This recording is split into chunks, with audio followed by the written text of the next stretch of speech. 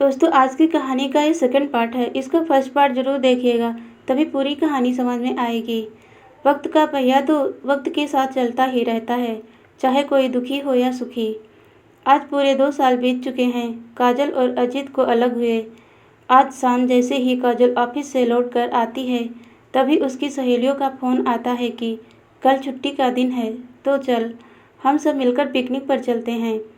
काजल अभी सोचती ही रहती है, तब तक उसके पिता कहते हैं कि जा बेटा, दोस्तों के साथ भी घूमा फिरा कर, हर वक्त काम काम अच्छा नहीं लगता।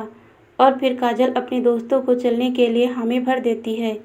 अगले दिन काजल दोस्तों के साथ पिकनिक मनाकर जब आती है तो उसके चेहरे पर खुशी की लहर देखकर माँ पापा खुश हो जाते हैं और सोचने लगते हैं कि कल जब हम नहीं रहेंगे और दोस्त भी कब तक साथ निभाए पाएंगे, फिर हमारी काजल पूरी ज़िंदगी अकेले कैसे बिताएगी।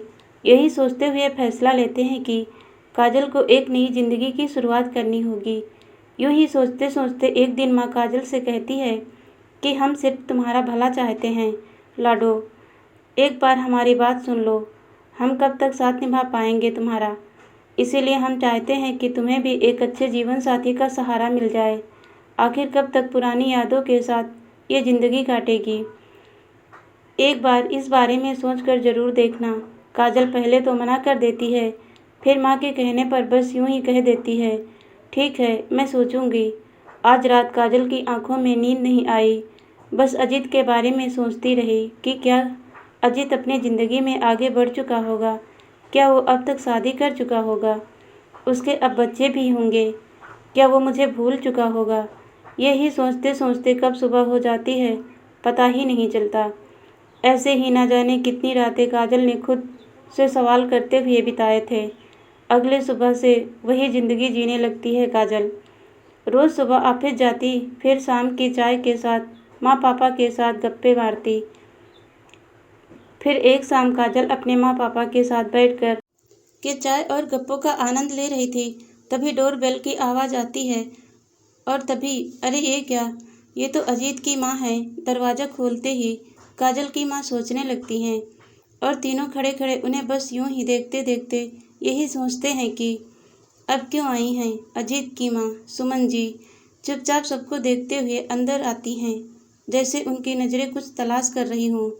काजल पर उनकी नज़र पहुँचते ही वो काजल की तरफ बढ़ती हैं और अपना आंचल अपने हाथों में फैलाए हुए दुखी मन से काजल के सामने जाकर घुटनों के बल बैठकर रोने लगती हैं और कहती हैं कि अजीत को बचा लो। काजल कहते हुए फूट फूट कर रोने लगती हैं, मैं उसके बगैर जी नहीं पाऊंगी। कहते हुए रोए जा रही थी, मानो जैसे दर्द का सैलाब आंसू बनकर बहे जा रहा था। ये एक माँ की ममता थी, या शायद उनके अंदर का विष जो आंसू के रूप में निकले जा रहा था। सुमन जी के रुदन की आवाज़ से काजल की रूह कांप जाती है। घबराहट से उसका गला सूख जाता है। कहीं कुछ गलत होने के अंदेशा से ही डर जाती है काजल। अचानक से सुमन जी को ऐसा करता देख घबरा जाती है और कहती है कि आप ये क्या कर रही हैं, प्लीज़ उठ जाइए। पर सुमन जी रोए जा रही थी, कहते हुए कि प्लीज़ बेटा मुझे माफ़ कर दो। तुम दोनों को जुदा करने का जो पाप मैंने किया है, उसकी सज़ा मुझे इस तरह से मिलेगी मैंने कभी सोचा भी नहीं था। तुम दोनों को अलग करने का गुनाह मैंने ही तो किया है। काजल कहती है प्लीज़ आप ऊपर बैठ जाइए और ये पानी पी लीजिए पहले, फिर साफ साफ शब्दों में बताएं कि क्या बात है। सुमन जी पानी पीने के बाद थोड़ा शांत हो जाती हैं और फिर काजल के हाथों को अपने हाथों में पकड़ते हुए कहती हैं कि बेटा मेरे अजीत को बचा लो, सिर्फ तुम ही उसे अब बचा सकती हो। वो तो जीने की उम्मीद ही छोड़ चुका है, यह सब कुछ मेरे ही कारण हुआ है। काजल चिंतित होकर कहती है कि अजीत, क्या हुआ है अजीत को। सुमन जी कहती हैं कि अजीत हॉस्पिटल में है और जीने की अपनी इच्छा खो चुका है। अजीत को आज इस स्थिति में पहुंचाने वाली मैं हूँ। सुमन जी कहती हैं कि तुम दोनों की शादी से मैं कभी खुश नहीं थी, हमेशा चाहती थी कि ये शादी किसी तरह टूट जाए। क्या करती, मैं पुराने सोच की हूँ, अलग जाति में, वो भी प्यार वाली शादी। ये सब ना कभी मैंने देखा था ना सुना था, जो मैं ये सब पचा पाती। शुरू में तो मुझे लगा कि ये नए प्यार का बुखार है, कुछ दिनों में उतर जाएगा। पर जैसे जैसे तुम दोनों का साथ में वक्त बीतता जा रहा था, उधर उतनी ही मैं निराश और हताश और बीमार पड़ने लगी थी। जब तुम लोग अपनी पहली शादी की सालगिरह मना रहे थे, उस वक्त मेरी हालत ज़्यादा खराब हो गई थी। तभी सबने अजीत को खबर कर दी, तो वो दौड़ा दौड़ा मुझे देखने आ गया।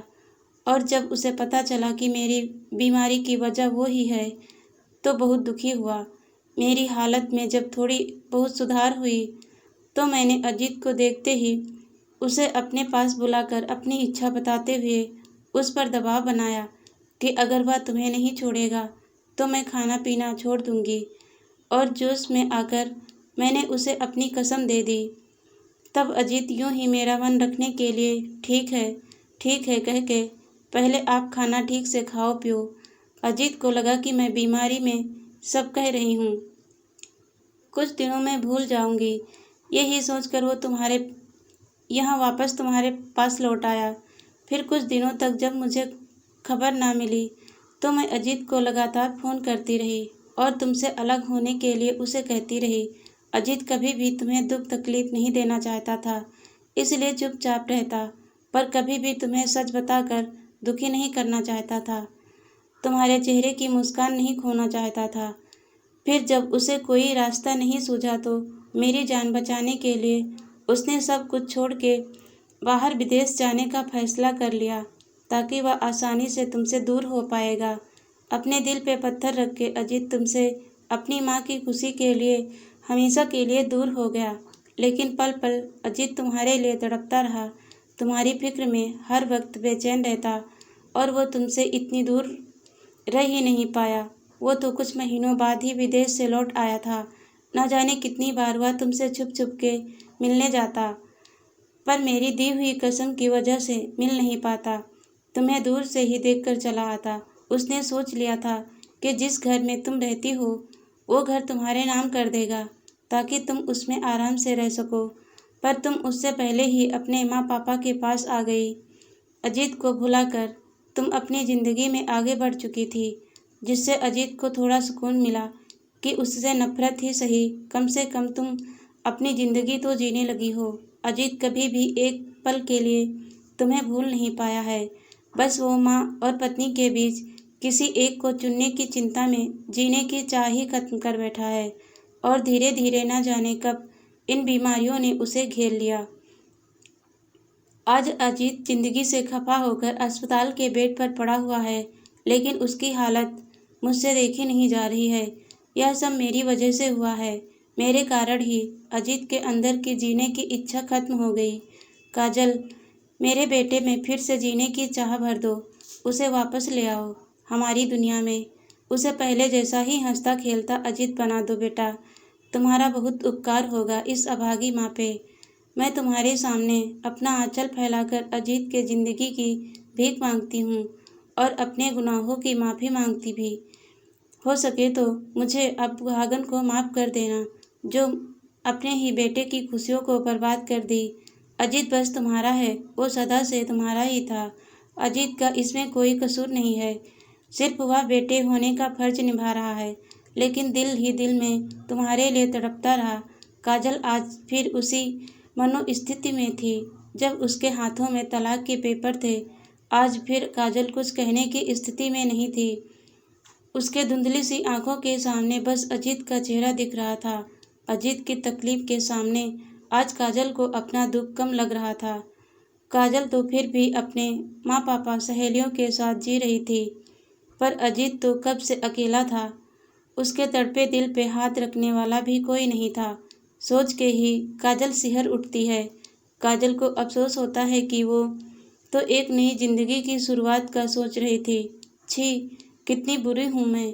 और फिर सुमन जी से काजल कहती है कि क्या मैं अजीत से मिल सकती हूँ अभी। सुमन जी कहती हैं, बिल्कुल बेटा, चलो, मैं तुम्हें लेने ही तो आई हूँ।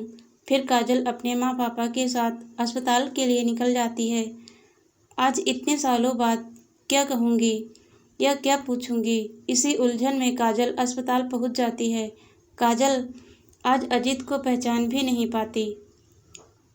बिल्कुल बदल चुका था अजीत। दुबला सा, मुरझाया हुआ, कमज़ोर सा। काजल को 1 मिनट के लिए ऐसा लगता है कि ये अजीत नहीं है जिसे वो जानती थी। तभी अजीत नींद से उठ जाता है और काजल को सामने खड़ा पाके हाथ जोड़कर रो पड़ता है।